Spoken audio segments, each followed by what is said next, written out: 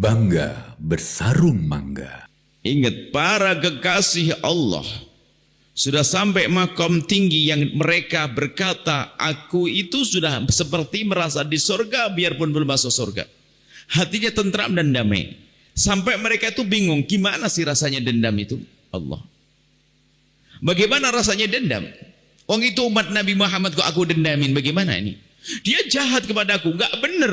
Bahkan dia punya target. Ya, kau boleh jahat kepadaku, yang kau lakukan adalah merugikanku, tapi engkau adalah umat Nabi Muhammad.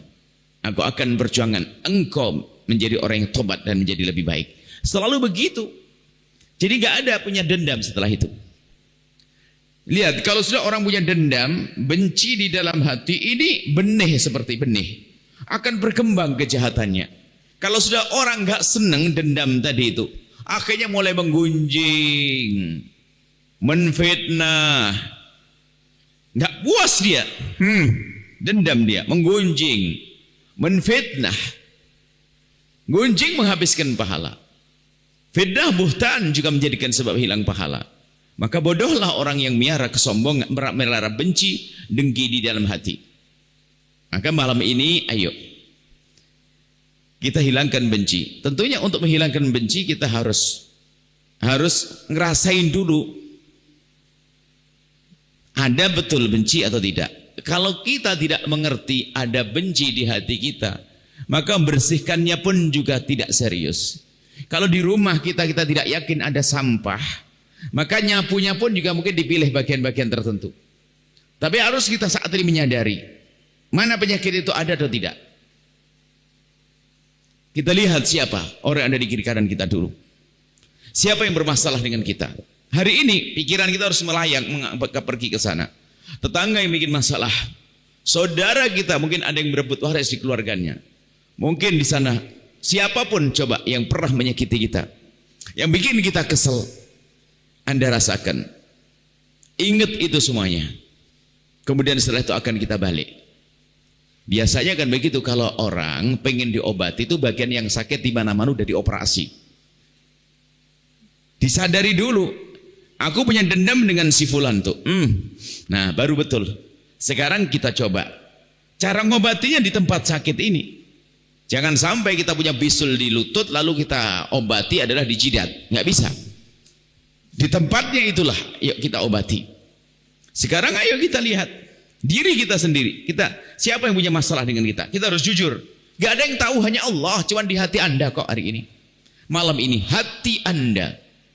Yang ustadz misalnya, Anda punya kedengkian dengan ustadz sana. Anda punya kedengki pada fulan. Dengki adalah buah daripada benci juga. Karena tidak ada cinta maka muncul dengki. Kalau ada cinta tidak mungkin mendengki. Jadi dengki dengan benci itu sudah satu paket. Kalau Anda mencintai seseorang tidak akan mendengki. Bahkan kalau dia senang, Anda ikut senang kok. Anda senang, Anda mencintai seseorang, dia mendapatkan kekayaan, Anda ikut senang. Tapi karena Anda tidak senang kepada seseorang dan benci kepada seseorang, maka di saat dia mendapatkan kesuksesan, maka kita pun akan menjadi ngiri. Tidak enak kalau orang punya iri dan dengki serta dendam. Ayo kita cari siapa. Kenapa kok kita tidak marah melihat? Kenapa kok kita tidak senang melihat ustadz lain sukses misalnya? Berarti ini ustadz ada dengki. Oh, ada orang sukses, ustadz lain sukses, ada dengki di dalam hatiku. Kenapa ada orang berdagang sukses kok aku tidak suka? Ada dengki di dalam hati. Kenapa aku melihat orang ini kok tidak nyaman? Ada benci di dalam hati. Sebabnya apa biasanya? Oh, dia pinjam uang tidak kembali-kembali. Dia memfitnah aku dan seterusnya. Yang jelas ini harus kita sadari dulu bahwasanya ada penyakit. Ada penyakit di hati kita. Kalau kita belum bisa meraba-raba yang itu, ya gimana kita akan punya berobat? Pastikan siapa yang paling bikin kesel. Umat Nabi Muhammad yang mana yang bikin kesel kepada kita? Wah, sebesar apapun dia. Tidak mau terima kasih, tidak tahu terima kasih. Sudah aku tolong tapi malah begitu. Oke. Berarti ini aku merasa ada dendam di dalam hatiku. Maka malam ini harus kita selesaikan. Dan sudah sering kami sampaikan. Tapi tidak ada masalahnya mengulang ilmu, itu sudah penting, namanya murajaah. Kadang kita lupa bersama berjalannya waktu. Ada cara yang paling dahsyat adalah memberi kebaikan kepada orang yang bikin kesel kepada kita. Lihat, kalau Nabi mengatakan tahadu tahabu, memberi hadiah itu menumbuhkan cinta. Seolah-olah kan rumusnya begini ya, kalau kita diberi oleh seseorang lalu kita menjadi cinta kepada dia, seolah-olah rumusnya akan begitu. Padahal tahadu ini adalah saling memberi. Jadi justru kalau Anda lagi marah kepada seseorang, lalu Anda memberikan kebaikan, ada orang bikin kesel kepada Anda. Oh, kurang ajar sekali orang ini. Kemudian Anda balas dengan kebaikan. Anda beri kebaikan kepada orang tersebut. Anda beri, bukan sekedar dia menjadi berubah mencintai Anda, tapi hati Anda mulai luluh. Akan berkurang dendam. Memberi kebaikan. Loh, ini berat sekali. Mungkin orang kan berhujah, kurang enak aja, udah kurang ajar, ngapain aku kasih, ngapain aku bantu, ngapain aku tolong. Nah, kalau dia mempertahankan rasa itu, dia terus akan tersiksa. Harus kita lawan.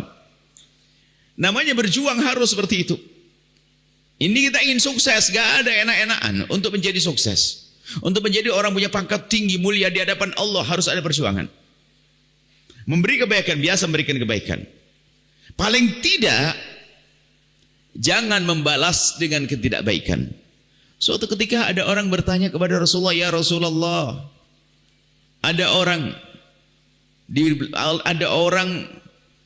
diperlakukan dengan baik lalu dia membalas dengan kebaikan. Dijawab, ya wajar dong. Orang berbuat baik kok tidak dibalas dengan kebaikan.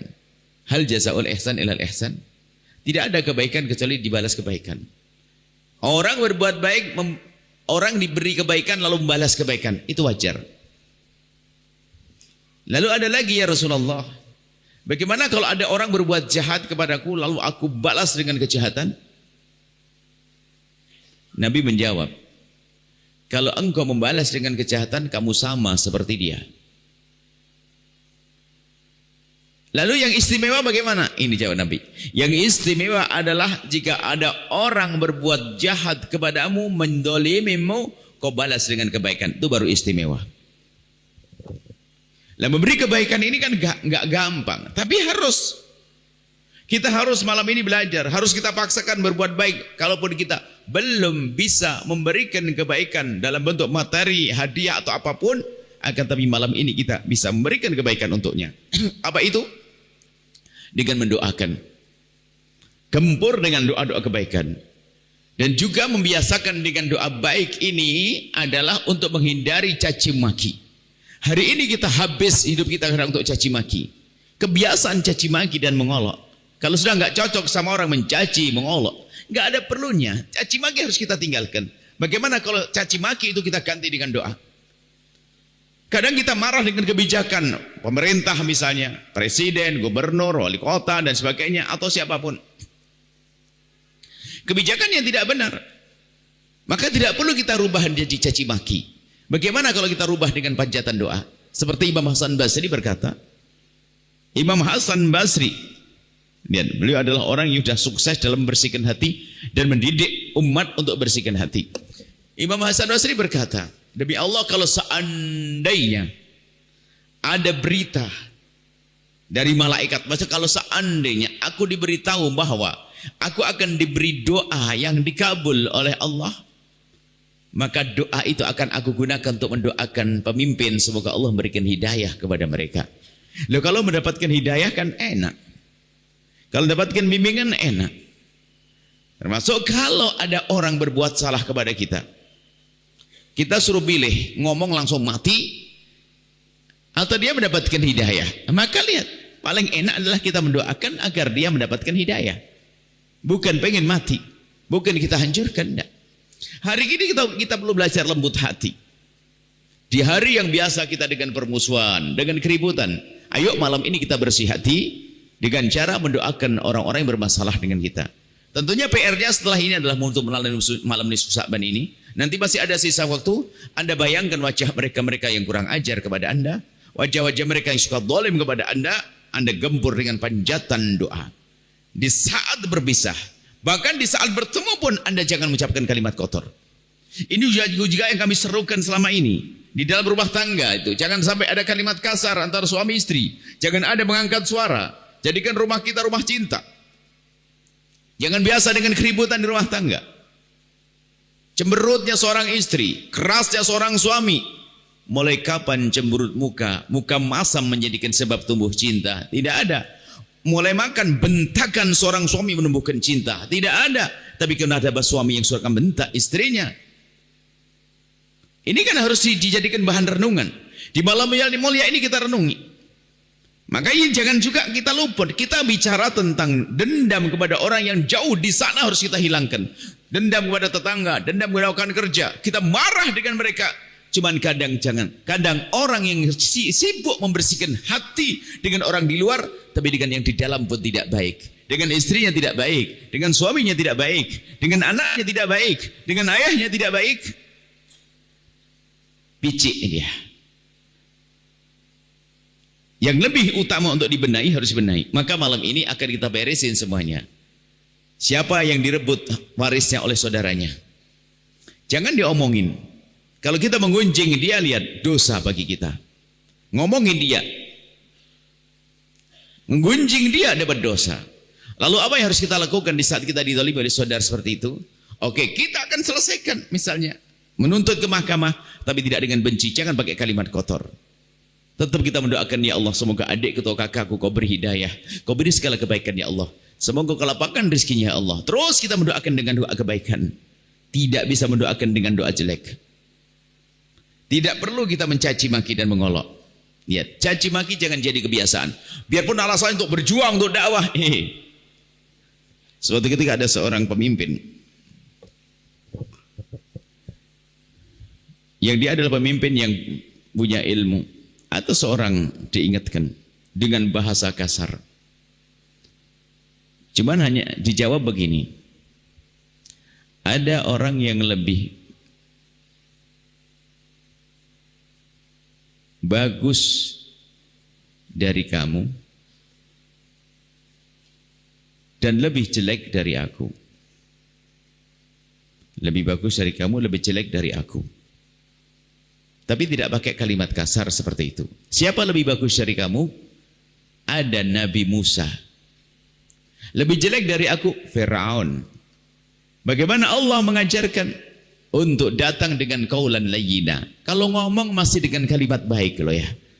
Nabi Musa yang katanya keras dan sebagainya, ternyata diperintahkan oleh Allah dengan Nabi Harun untuk mendekati Firaun dengan kalimat yang baik. Sampai contohnya Firaun bukan saudara kita yang rebut waris, bukan. Firaun. Tapi pun kita diajari untuk bagaimana membiasakan kalimat yang baik.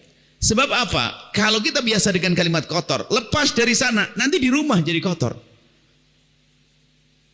Kalau di rumah biasa kalimat tidak baik, naik mimbar pun ustadz ngomongnya jadi kotor nanti. Karena apa? Sudah menjadi watak dalam dirinya. Oke, malam ini kita selamat, kita akan tinggalkan itu semuanya. Ayo kita serius. Kita harus meraba-raba siapa yang bermasalah dengan kita doakan. Yang ustadz biasanya ngedengki sama ustadz, ayo lintaskan panjatan doa untuk ustadz-ustadz itu, semoga Allah memberikan segala kebaikan. Yang punya dagangan, yang berdagang, tetangganya mau dagang yang serupa, kita mulai marah, apalagi dagangannya ramai, kayaknya lebih kaya dari kita. Setelah ini kita doakan dengan doa kebaikan. Orang yang minjam duit tidak kembali-kembali, kita doakan dengan kebaikan. Ayo kita membiasakan. Mungkin ada yang bertanya di dalam hati, waduh ini kerjaan berat banget ini. Kalau orang melakukan sholat bisa saja, sholat bersama semacam ini beres. Tapi kalau membersihkan hati ternyata sangat berat. Iya berat, kenapa? Itu kerjaan para kekasih Allah. Kalau anda menjadi waliullah, dari sini kuncinya. Seorang wali menjadi wali karena qalbun salim, hatinya selamat. Bukan banyaknya rokaat yang didirikan. Bukan banyaknya ibadah yang mereka lakukan. Ya ibadah pasti mereka melakukan. Tapi kunci paling inti untuk menjadi kekasih Allah adalah kebersihan hati. Salamatus sudur, hati yang bersih. Maka malam ini ayo kita bersihkan hati kita. Sekaligus akan mendapatkan pengampunan dari Allah yang Allah janjikan. Apa yang harus kita lakukan saat ini? Ayo. Biasakan lesan kita adalah lesan yang baik untuk mendoakan orang-orang yang bermasalah dengan kita. Doakan. Yang kedua, jangan ngomongin kejelekan siapapun.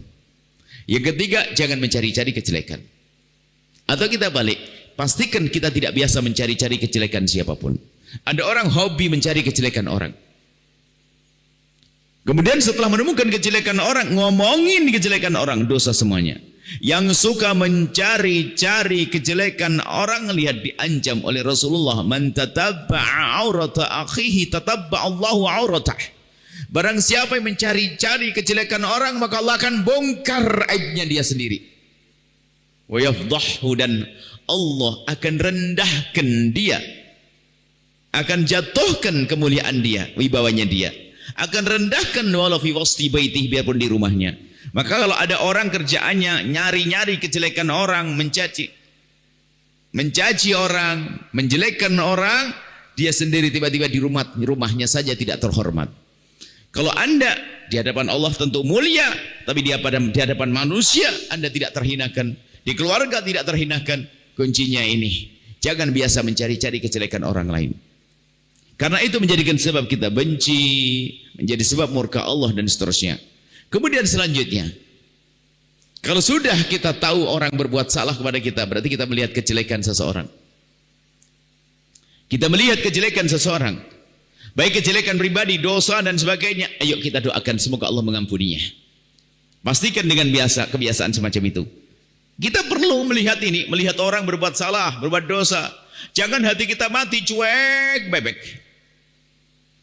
Tanda iman seseorang yang serius, yang sungguh-sungguh imannya kuat, yang disanjung oleh Allah adalah punya hati kepada sesama. Jika melihat saudaranya melakukan kemaksiatan, dia menangis, dia sedih, bahkan mungkin tidak pernah kenal sekalipun. Selagi dia sadar itu umat Nabi Muhammad, dia akan menangis, akan sedih. Bukan tertawa, bukan ngejek, bukan bertepuk tangan atas musibah yang Allah timpakan kepada seorang hamba. Hanya karena dendam kadang kita tepuk tangan lalu berkata syukur itu. Kapok kau. Karena kebencian, kekotoran hati kita. Nah ini yang harus kita sadari, bahwa kalau kita melihat orang melakukan kesalahan sekalipun, pastikan orang melakukan kesalahan langsung saja malam hari. Jangan dibincangkan. Jangan diomongin dengan saudara kita, dengan istri kita. Ngomongin orang, tidak. Tak boleh. Akan tapi menghadaplah kepada Allah, ya Allah ampuni dia. Hati-hati orang ahli tahajud, orang puasa, orang yang punya hafalan Quran, yang punya zikir ribuan, kadang-kadang kelemahannya adalah di dalam lesannya. Lesannya celekit kalau ngomong, suka nyakiti orang. Kalau ngomong, Masya Allah, ya bisa jadi waktu tahajudan dia gunjing ngomongin orang. Hatinya biasa dengan ketidakbaikan, kotornya hati. Gambarannya lagi tahajud atau pulang malam begini nih. Pulang ke rumah, tatanya di depan rumah ada tetangga kita laki perempuan satu. Anak gadis baru dianterin oleh tetangga, oleh orang lain. Wah, sudah omongan kita semalam habis. Gimana itu anak? Orang tua nggak bisa didik, anak perempuannya keliaran. Mungkin kami membuat gambaran begini, lagi tahajudan suami istri. Di kampung kan gang-gang kecil begitu. Ada sepeda motor malam-malam jam 3, begitu. Sang istri nengok, ngintip begitu. Di saat ngintip, korden dibuka begitu, ada anak tetangga perempuan diantarkan laki-laki. Baru doa, nangis-nangis, ngomong sama suaminya, bang, anak tetangga. Kenapa? Kok bisa malam-malam begini? Diantarin laki-laki, astagfirullah, dari mana aja itu? Suaminya rupanya dahsyat lagi. Lebih hebat daripada sang istri. Oh, nurun rupanya. Ibunya juga biasa dibawa laki-laki. Inilah kita tahajudan baru nangis katanya. Baru tahajudan ngomongin orang, dan alangkah banyaknya orang di saat melakukan kebaikan karena dia merasa baik, merasa lebih baik dari orang lain, begitu mudah ngomongin orang lain. Kalau memang kebaikanmu itu adalah benar-benar karena Allah, melihat orang lain melakukan kemaksiatan, biarpun dia bukan sanak, bukan kerabat, bukan saudara, dia akan sedih, menangis. Hatinya hidup. Mustahil orang semacam ini punya dendam setelah itu. Sedih. Melihat tetangga tidak sholat, sedih. Melihat tetangga minuman keras, sedih. Bukan mencaci dan mengolok. Melihat ada berita perzinahan di tetangga, menangis. Cuman kadang hari ini kita belum punya kesedihan. Hati kita mati. Hati kita mati. Mungkin kita keluar dari tempat mulia semacam ini. Mungkin lewat alun-alun, terminal atau apa saja keramaian. Ternyata di situ kita melihat anak seorang perempuan dengan baju yang setengah badan barangkali. Setiap ada mobil lewat lalu melambaikan, Anda faham bahwasanya itu wanita mengajak orang untuk berzina. Perempuan yang diuji oleh Allah dengan kerendahan. Coba, di saat Anda baru pulang pengajian semacam ini, yang tadi dengan derai air mata, yang tadi dengan penuh penyesalan menurut Anda, kemudian di saat melihat orang semacam itu, apa yang ada di hati Anda? Mungkin ada yang berkata begini, ih kasihan malam-malam astagfirullah, malam-malam begini di sini ya Allah. Mungkin ada yang berkata begitu. Maka istighfar lagi, astagfirullah, astagfirullah. Tapi ternyata istighfarnya istighfar merendahkan.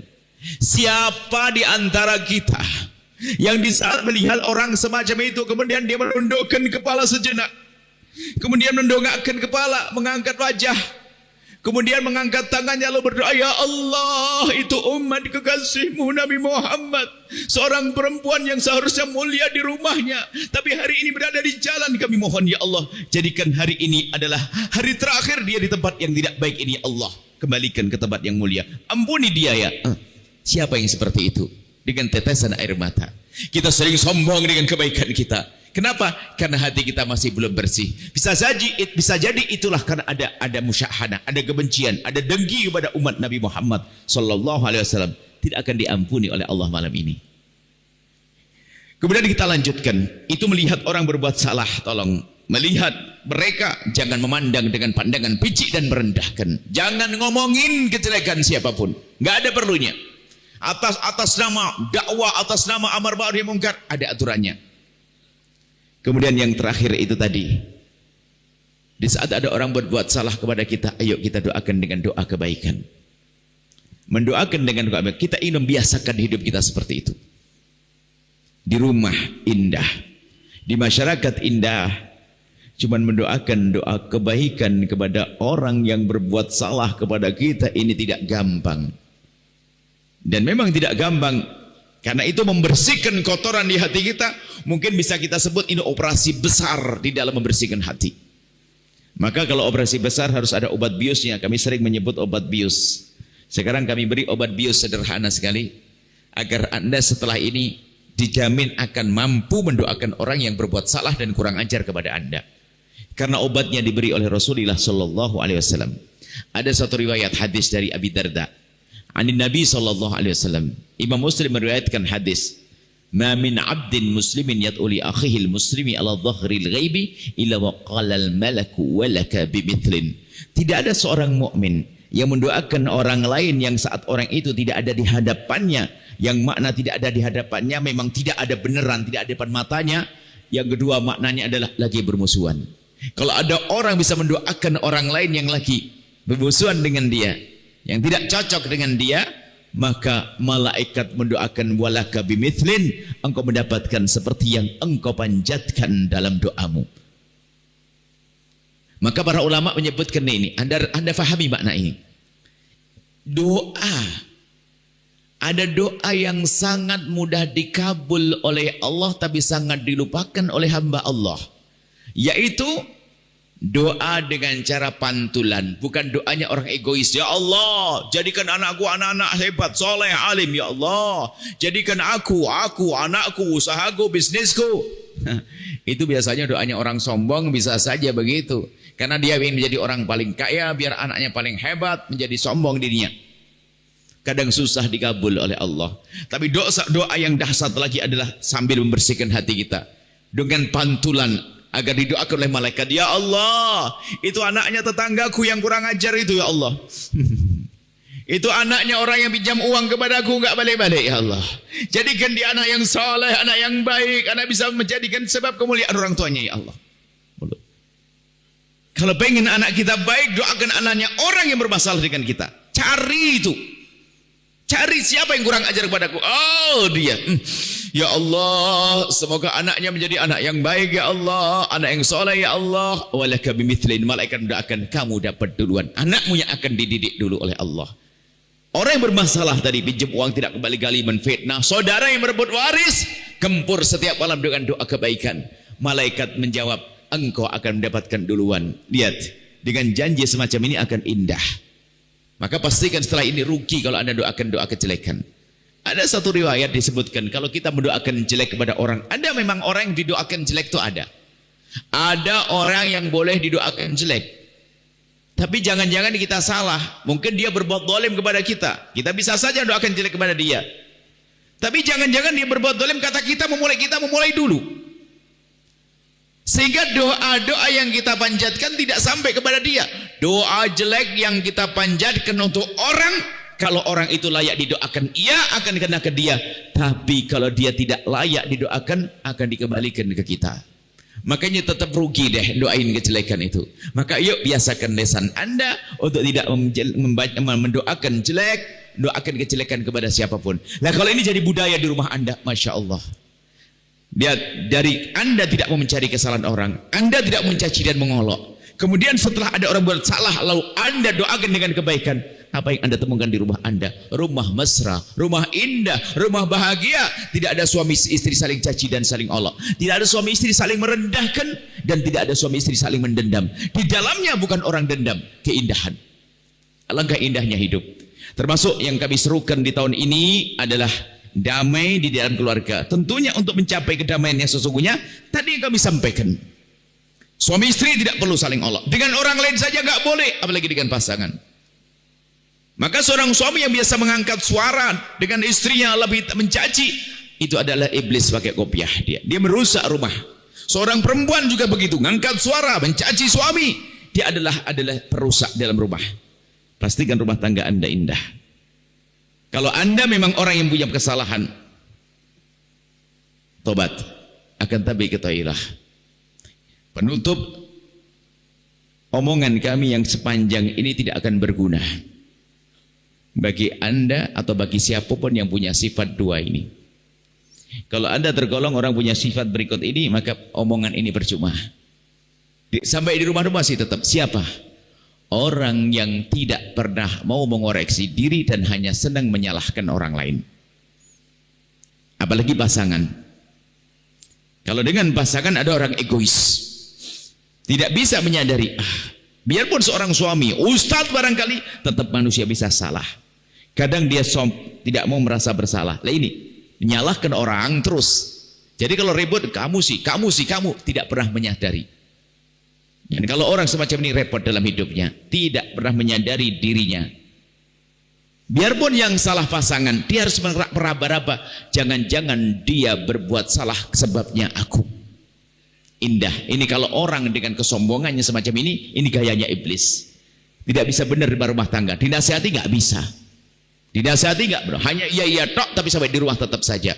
Nyaci istri, nyaci suami, ngolok istri, ngolok suami, dengan tetangga bermusuhan. Kenapa? Dia merasa benar. Nggak sadar tentang kesalahan dirinya, nggak mau koreksi diri. Maka ketahuilah, omongan yang kita dengar saat ini, pastikan untuk aku, bukan untuk orang lain. Aku tadi ada ngomong dendam, aku yang dendam, dia mencaci aku, saya mencaci aku. Kemudian yang kedua adalah ini yang pertama ini adalah kelasnya iblis. Iblis kalau dinasihati nggak mau sadar. Tahu iblis? Dinasihati, dia melakukan, dilarang, jangan sujud hormat kepada Nabi Adam. Nggak mau dia sujud hormat. Ditanya kenapa kok sujud? Mengatakan ana khairun minhu. Aku lebih bagus dari dia. Lihat, ini model-model iblis. Suami kalau diingatkan sama istri langsung malah membantah, banyak rewel, banyak beralasan, pasti dia adalah turunnya Nabi Adam, tapi akhlaknya akhlak iblis. Istri diingatkan sama suami masih membantah, ketahuilah itu adalah turunan iblis. Ngikuti iblis. Maka dari itu ayo rumus hidup. Jika ada sesuatu yang disampaikan pasangan kita dalam irama sehat, biarpun kayak apa caranya, pasti tahan diri Anda. Anda berusaha untuk menerima agar suasana saling menasihati hidup. Tapi kalau seorang suami diingatkan oleh seorang istri langsung mentak, diam kau, cerewet, ngomong begitu, besok sang istri tidak mau lagi mengingatkan. Awal kehancuran di rumah itu. Sehingga jika terjadi kemungkaran, sang istri tidak mau lagi berani mengingatkan. Kenapa? Suaminya marah-marah. Atau di rumah, seorang suami mengingatkan istri langsung cemberutnya seminggu. Cemberutnya 3 hari. Tidak manyun terus ke masyarakat. Suami sumpah gitu. Sehingga terjadi kesalahan berikutnya, maka sang suami tidak mau mengingatkan. Kenapa? Daripada cemberut. Maka awal kehancuran. Tolong wahai ibu yang salehah, di saat suami mengingatkan dirimu, langsung sambut, ucapkan terima kasih. Besarkan hatinya agar di kedepan hari masih terus berani mengingatkan. Dan Anda sebagai seorang suami imam, biarpun imam, ketahuilah Nabi Muhammad pun lihat, Nabi Muhammad imam, seorang imam yang tidak pernah bersalah, tapi Tuhan juga mendapat juga dengan ketawaduannya minta pendapat kepada istrinya. Biarpun Anda seorang imam, diingatkan oleh seorang istri, sambut dia, jangan dibikin dia takut. Nah, ini adalah yang harus kita biasakan di dalam kehidupan kita. Yang kedua, orang yang tidak bisa menerima nasihat yang tidak berguna adalah orang yang menyerah dengan wataknya. Memang saya begini dari sononya, udah dasar sononya apa itu? Nggak mau berubah karena mentalnya, beralasan mental. Awas, mental katanya. Saya kena mental, maka harus tahu diri. Yang kena mental itu seperti orang kena koreng, berobat. Jangan menjadikan orang harus memaklumi terus. Jadi ada orang wataknya, memang saya dari suku, nyebut sukunya. Mungkin saya dari Jawa kok, saya dari Sunda, dari Batak, dari Madura. Dia membawa sukunya kadang-kadang. Wong yang keras dia kok ini bawa sukunya. Ada orang nggak bisa dinasihati. Tidak boleh Anda mengatakan, memang saya dari sini, kalau mau ya sudah, kalau mau ya sudah. Wah, ini repot ini. Rumah tangga kalau ada orang manusia ini, dia adalah iblis pakai kopiah. Saya tegaskan begini, kenapa? Saya rindu rumah Anda bahagia. Rumah Anda indah, kehidupan Anda indah. Jangan ada orang keras kepala. Tidak boleh ada keras kepala di rumah. Anda sadar. Biarpun katanya, biasanya justru ciri-cirinya hati-hati. Orang yang keras kepala, pendengki, penggunjing, itu kadang-kadang diuji oleh Allah dengan senang ibadah, Quran 3 kali sehari, khatam, ahli zikir, dekat kepada Allah seolah-olah, tapi dengan manusia celekat-celekit kalau ngomong. Baik, ini yang bisa kamu hadirkan pada kesempatan ini. Insya Allah pulang ke rumah masing-masing. Ayo, hari ini, malam ini masih ada waktu. Setelah kita melakukan sholat tasbih, kemudian kita doa. Ayo renungi, siapa yang bermasalah dengan Anda? Hei para ibu, mantan suami yang bikin kesel, dolim selama hidup, sampai Anda punya anak berapa, didolimi, doakan dengan doa kebaikan. Mantan istri yang bikin kesel, melakukan kesalahan banyak, sudah pisah, kan sudah pisah, maka doakan dengan doa kebaikan. Enggak perlu dendam, supaya tidak terjadi broken home. Kadang-kadang dendam panjang kisahnya. Lihat, cerai sudah 10 tahun yang lalu, ternyata sering disebut-sebut depan anak. Tahu enggak kau ayahmu dulu? Mulai dari kau bayi tidak pernah perhatikan kau kayak gini. Dihadap kebencian. Kebencian di dalam hati, gunakan untuk merusak anaknya. Mantan suami, mantan istri, saudara yang rebut waris, pokoknya bikin kesel-kesel kelas berat itu, malam ini kita gempur dengan kebaikan. Baru istimewa. Anda pilihan Allah yang sesungguhnya. Nggak ada perlunya jadi orang yang biasa ngomong kasar, ngomong jelek, mendoakan dengan doa kejelekan. Kadang kita ini ingin doa. Mungkin ada satu kejadian, seorang pemimpin kejahatan. Doa pengen dia, Allah hancurkan dia ya Allah. Pengen ngomong gitu. Tapi dia muslim. Pengen ngomong hancurkan dia. Kalau suruh milih kepada Allah, suruh milih oleh Allah, doa akan dikabul, mending kita doain, ya Allah jadikan dia tobat dan sadar. Sebab kalau dihancurkan dia mati, anak buahnya masih kurang ajar. Tapi kalau dia tobat, anak buahnya akan digarap, beresin. Jadi tetap lebih bagus doain doa yang baik sudah. Selamat tinggal mendoakan yang jelek sudah. Anda orang-orang baik, Anda orang istimewa, dan insya Allah termasuk orang yang malam ini Anda mendapatkan pengampunan khusus dari Allah. Kenapa? Anda telah menghilangkan musyahanah, kebencian, kedengkian di dalam hati Anda malam hari ini. Insya Allah.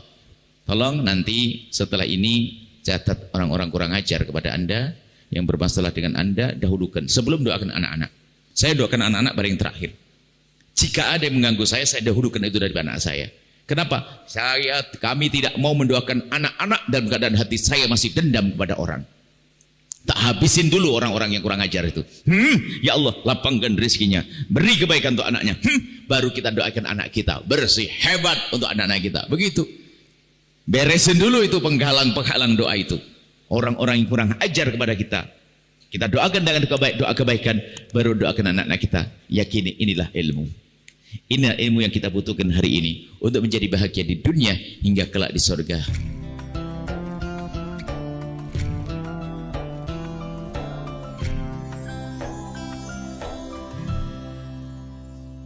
Sahabat Al-Bahjah TV, setelah menyaksikan video ini, jangan lupa bersolawat kepada baginda Nabi Muhammad. Shollu ala Nabi Muhammad. Allahumma sholli alaihi wa ala alihi wa sahbihi.